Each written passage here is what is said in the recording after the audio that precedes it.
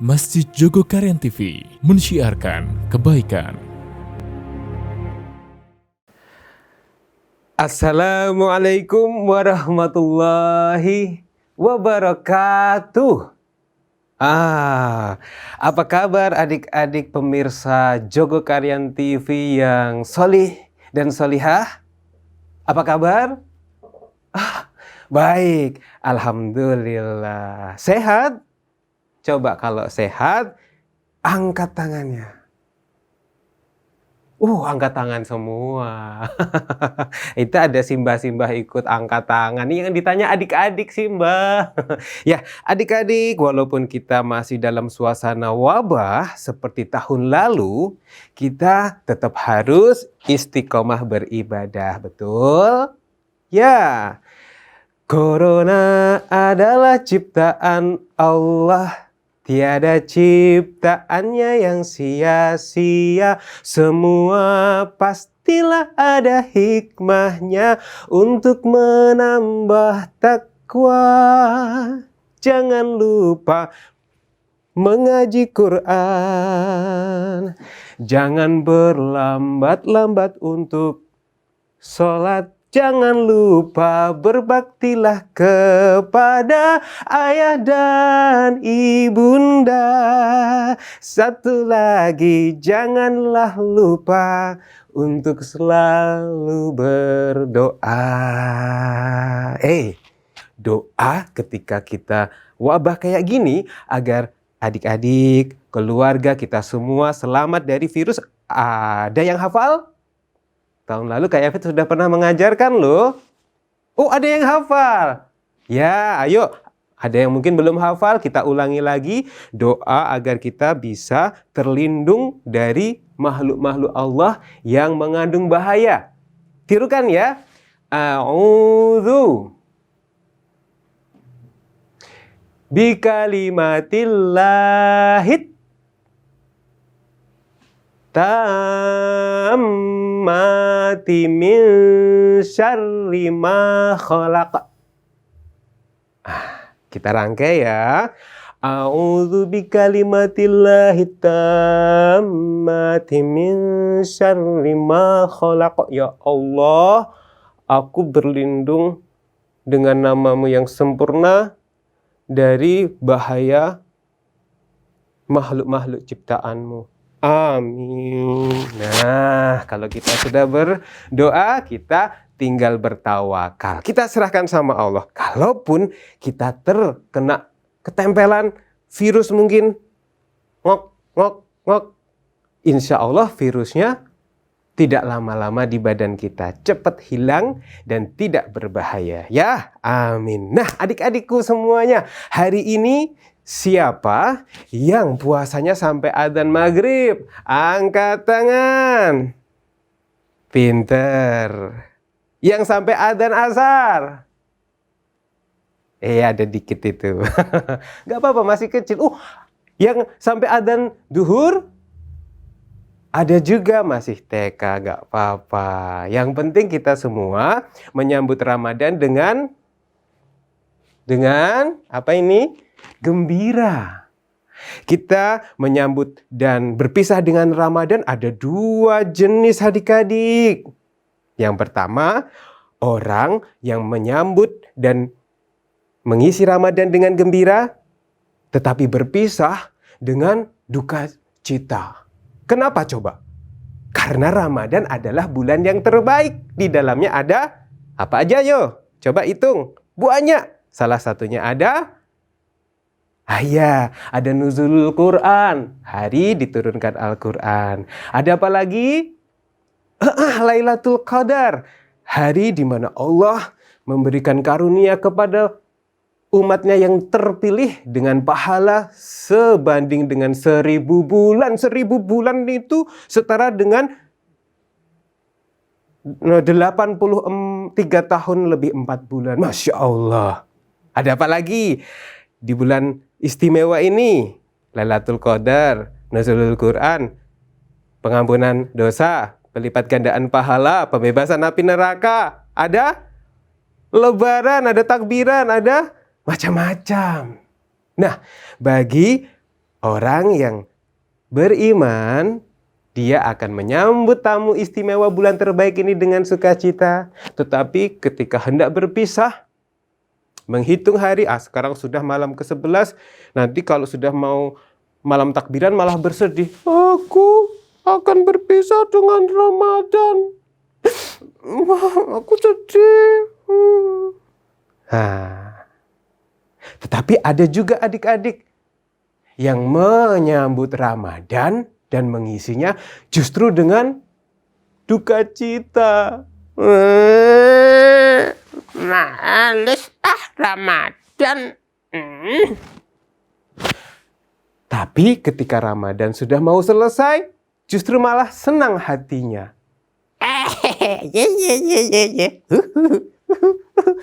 Mau berpisah sama Ramadan. Kira-kira adik-adik tahu nggak? Orang atau anak yang seperti itu kenapa? Kok ketika Ramadan datang disambut dengan duka cita, tetapi ketika mau berpisah malah justru senang? Ya, benar. Karena nggak bisa sarapan pagi, nggak bisa makan siang lagi, nggak bebas makan es krim, suka-suka hati. Ya, kalau mau makan paginya harus gelap-gelapan. Nah, adik-adik termasuk yang mana nih?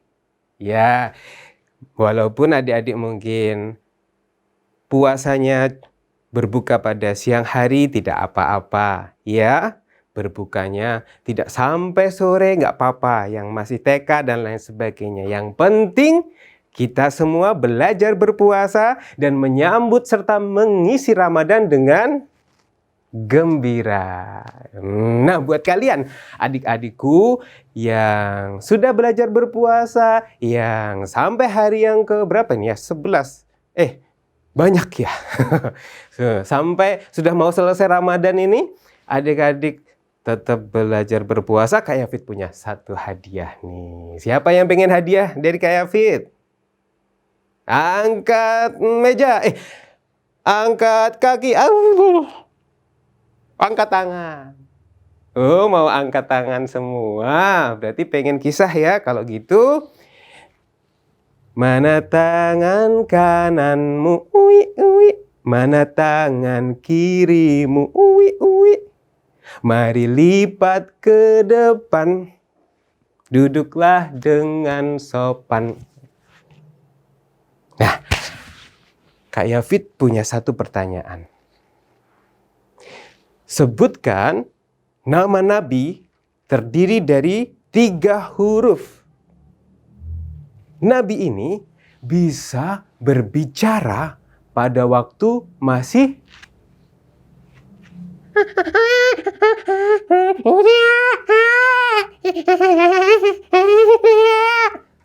bayi. Ada yang tahu Nabi siapa itu? Coba yang di sana tahu? 3 huruf. Bukan Nabi Nuh. Kalau Nabi Nuh itu yang membuat perahu besar, diisi dengan segala macam binatang berpasangan. Ada monyet, ada kucing, ada semuanya. Bukan Nabi Nuh. Ayo, Nabi siapa lagi? 3 huruf. Depannya I. Ya, dibantu sama Kak Yafid. 3 huruf, nama Nabi bisa berbicara sejak dalam buayan, masih bayi. 3 huruf, huruf depannya I. Angkat tangan yang bisa. Oh, bukan Nabi Ilyas itu I. Ilyas, I-L-Y-A-S, enggak 3 huruf. Wah, yang di sana angkat tangan. Betul sekali, Nabi Isa alaihi salam. Masya Allah. Takbir, Allahu Akbar. Pintar sekali. Ya, adik-adik, Nabi Isa alaihi salam ini dilahirkan oleh seorang perempuan yang sangat istimewa.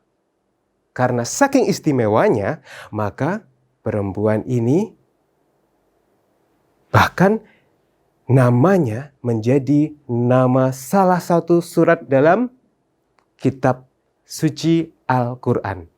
Ya, Ibu Maryam. Maryam adalah ibu dari Nabiullah Isa alaihi salam. Dan adik-adik, Maryam ini juga memiliki seorang ayah yang luar biasa soleh juga. Jadi, beliau adalah kakek dari Nabi Isa. Siapa? Imran. Nah, saking luar biasanya, Imran ini juga menjadi nama salah satu surat dalam kitab suci Al-Quran. Surat apa? Ali Imran. Betul. Ibunda Maryam juga solihah. Nama beliau adalah Ibu Hana. Ketika Ibu Hana hamil, sedang mengandung Maryam, Ibu Hana bernazar. Jika anak dalam kandungan dia nanti lahir, maka Ibu Hana akan menyerahkannya ke Baitul Maqdis untuk dijadikan sebagai abdi Allah. Adik-adik, hebat gak tuh? Tetapi musibah datang seperti hujan, tidak direncanakan, tidak bisa ditolak. Sebagaimana rezeki juga datang seperti hujan, suka datangnya tiba-tiba. Ketika Ibu Hana mau melahirkan, suami beliau, yaitu ayah dari Ibu Maryam, meninggal dunia. Jadi adik-adikku, Ibunda Maryam terlahir dalam keadaan yatim. Dalam keadaan apa? Yatim. Nah, di sini adik-adik ada yang yatim tidak? Jangan sedih karena banyak sekali orang solih dan solihah juga mereka adalah yatim. Tetapi bisa menjadi orang-orang yang hebat. Ya. Dan jangan membuli kawan-kawan kita yang yatim, yang piatu, yatim piatu. Karena kita semua adalah sama bagi Allah. Sama-sama punya kesempatan untuk menjadi orang hebat. Nah, adik-adik kembali ke cerita tadi. Ibunda Maryam, Ibu Maryam ini terlahir sebagai seorang yatim. Nah, kemudian oleh Ibu Hana, si bayi ini dibawa ke Baitul Maqdis. Nah, kita bikin yuk boneka bayi yuk. Kalian bisa nggak bikin boneka bayi dari sarung? Bisa nggak? Coba ambil sarungmu. Ini Kak Yafit ajari ya. Ya, lipat-lipat sarungmu. Lipat di kedua sisi. Temukan ke bagian tengah. Nah, seperti ini. Ya, lalu lipat jadi dua, maka jadilah kaki. Lalu lipat ke tengah. Mana lipatannya yang tadi? Oh, ini. Lalu tariklah dia, maka jadilah tangan.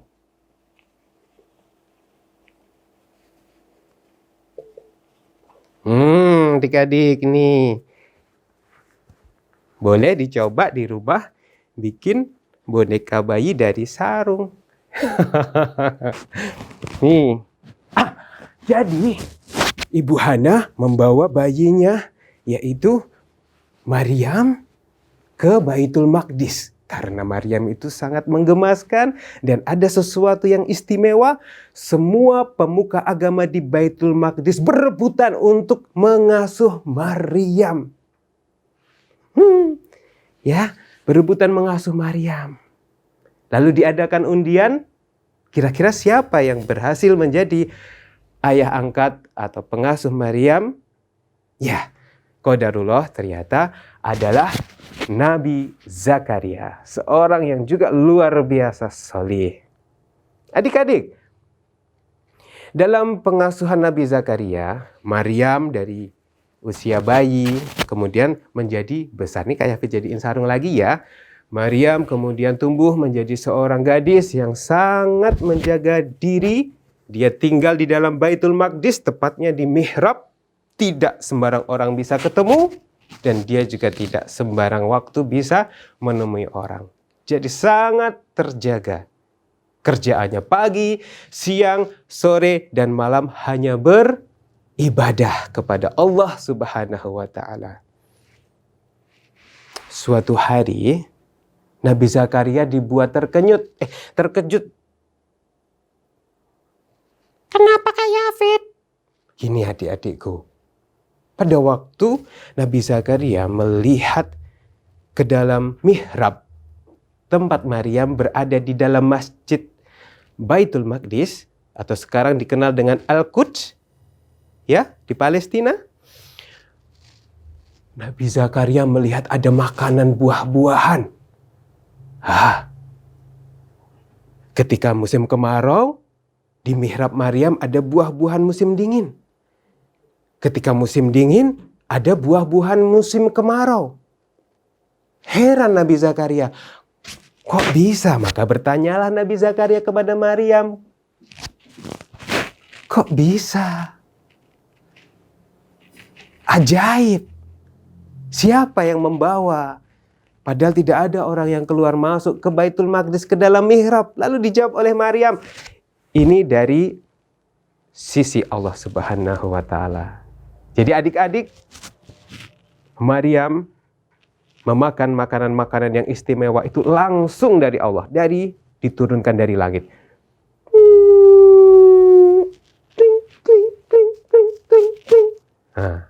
Kok bisa? Bisa. Allah Subhanahu wa Ta'ala kalau menghendaki segala sesuatu gampang, tinggal kun, maka terjadilah.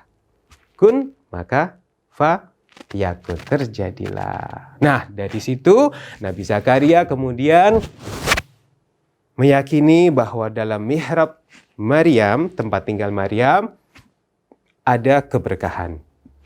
Nah, Nabi Zakaria lalu berdoa di mihrab itu meminta keturunan. Karena Nabi Zakaria sudah tua, istrinya juga sudah tua, tapi mereka belum punya anak. Di mihrab itu, Nabi Zakaria berdoa meminta keturunan. Meminta dengan lembut, dan ternyata dikabulkan adik-adik. Dikabulkan. Beberapa waktu kemudian hamillah istri Nabi Zakaria. Tetapi kebahagiaan itu tidak lama adik-adik, karena beberapa bulan kemudian, sekitar 3 bulan kemudian, Maryam yang belum menikah itu juga hamil. Nah, pada suatu hari ada malaikat Jibril datang.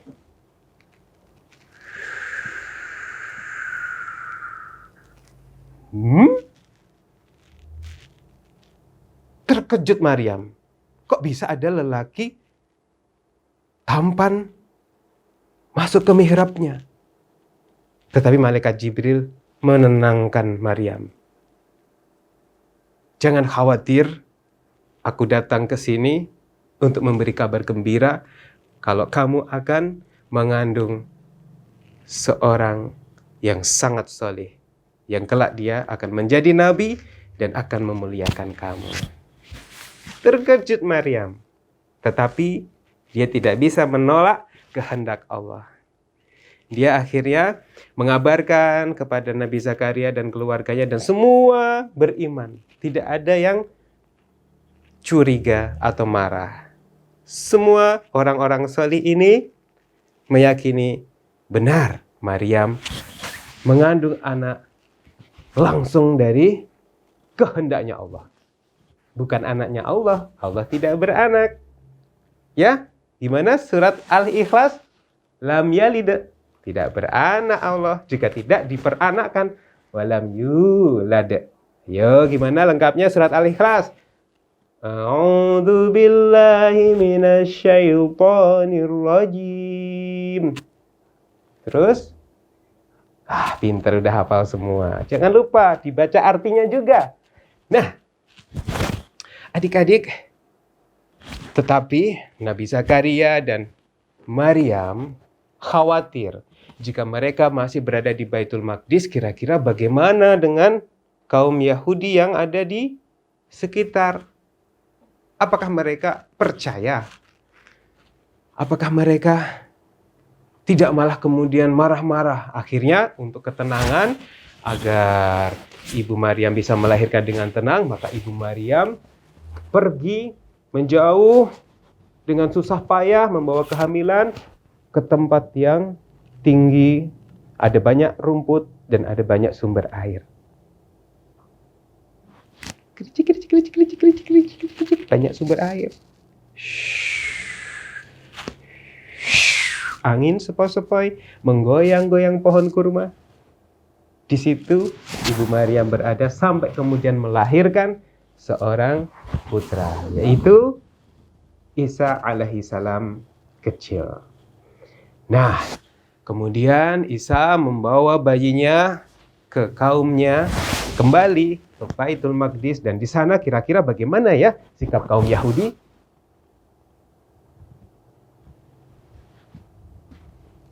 Apakah kaum Yahudi menyambut dengan baik? Atau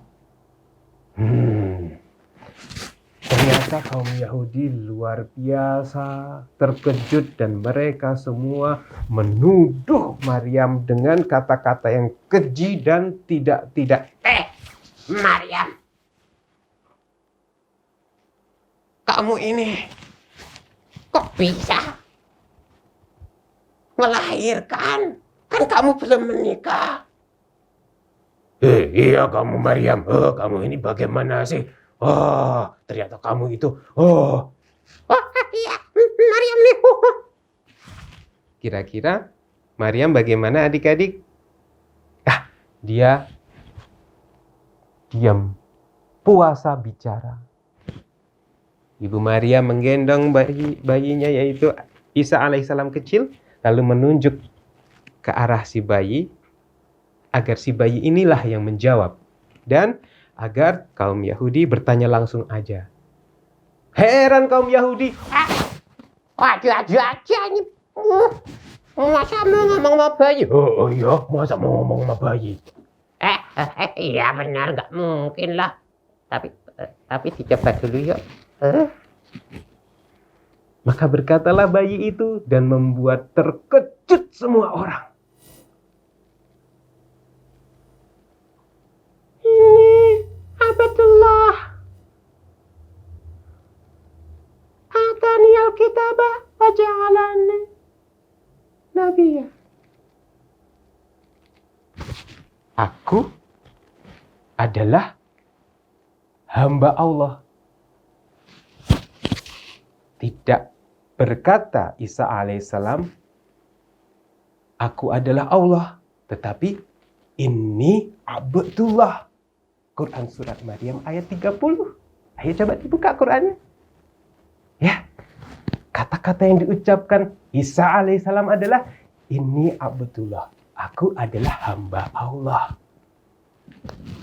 Akan diturunkan kepadaku kitab Injil dan aku akan dijadikan seorang nabi. Adik-adik, kira-kira atas keajaiban itu Isa alaihissalam bisa bicara pada waktu bayi. Bagaimana sikap kaum Yahudi? Ada yang beriman, tetapi banyak yang tidak beriman dan kemudian menganggap sebagai sihir. Semua nabi pasti akan mendapatkan pertentangan dari kaumnya. Adik-adikku, Nabi Muhammad, Nabi Ibrahim, Nabi Musa, semuanya termasuk Nabi Musa dan ibunya, Ibu Maryam, mendapatkan pertentangan dari kaumnya. Nah, kira-kira bagaimana ya Nabi Isa ketika dewasa, ketika masih kecil saja, sudah memiliki mukjizat seperti itu. Hamilnya saja tidak seperti manusia lain, tanpa ada bapak. Lalu ketika lahir, ada mukjizat lagi, bisa berbicara. Sekali lagi waktu itu masih bayi. Dan Banyak sekali mukjizat-mukjizat Nabi Isa alaihissalam adik-adik, bisa menghidupkan tanah liat, dibentuk seperti burung.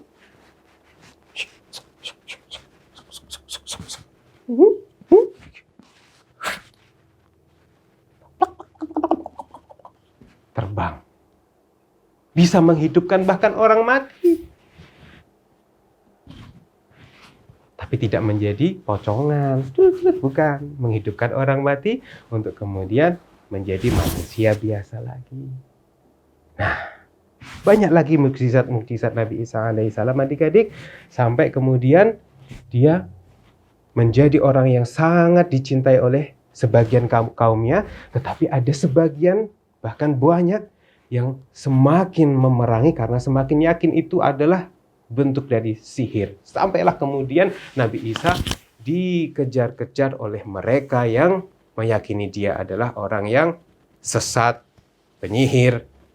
Kemudian dikejar oleh pasukan-pasukan dari kerajaan Romawi. Kira-kira dikejar sama tentara Romawi, bagaimana ya terus yang terjadi adik-adik? Nah, nanti kita akan ketemu di hari berikutnya dengan kisah seri kedua tentang Nabi Isa alaihissalam. Ya. Mana semangatmu? Ini semangatku. Mana semangatmu? Ya, siapa yang suka hati tepuk tangan? Siapa yang suka sate tepuk tangan? Siapa yang suka sate? Siapa yang suka sholat? Kita semua harus suka hati. Ya adik-adikku, senang sekali Kak Yafid bisa membersamai kalian pada kesempatan Ramadan kali ini dengan kisah yang sangat menarik. Mengajarkan kita tentang apa? Tentang kemahakuasaan Allah. Bahwa Allah berkuasa untuk melakukan apapun. Hanya sekedar kun, maka terjadilah. Ya, penciptaan Nabi Isa yang tanpa ayah sama seperti Nabi Adam yang bahkan tanpa ayah, tanpa ibu. Ya, dan Allah berkehendak apapun. Termasuk ketika Nabi Isa bisa menghidupkan tanah liat berbentuk burung menjadi burung beneran serta menghidupkan orang mati. Nah, bukannya Nabi Isa Tuhan, tetapi Allah lah yang berkehendak. Baik buat kalian anak-anak solih. Jumpa lagi di hari esok dengan Kak Yafid, masih dengan kisah Nabi Isa alaihissalam setelah beliau kemudian dikejar-kejar oleh tentara Romawi. Kira-kira ketangkep nggak sih? Kalau udah ketangkep terus diapain ya? Penasaran kan? Tunggu esok ya. Assalamualaikum warahmatullahi wabarakatuh. Masjid Jogokarian TV mensiarkan kebaikan.